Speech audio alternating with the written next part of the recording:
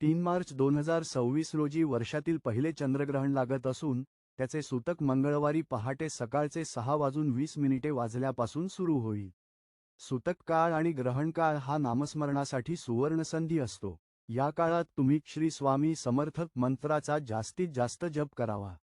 जर तुम्हाला नोकरी किंवा व्यवसायात यश हवे असेल तर सूतक काळात व्यंकटेश स्तोत्र किंवा विष्णू सहस्रनाम वाचणे अत्यंत प्रभावशाली ठरते.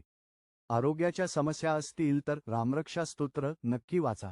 लक्षात ठेवा, ग्रहण काळात केलेले पठण 1000 पटीने अधिक फळ देते. सूतक काळात मूर्तीला स्पर्श न करता केवळ बसून हे पठण करावे.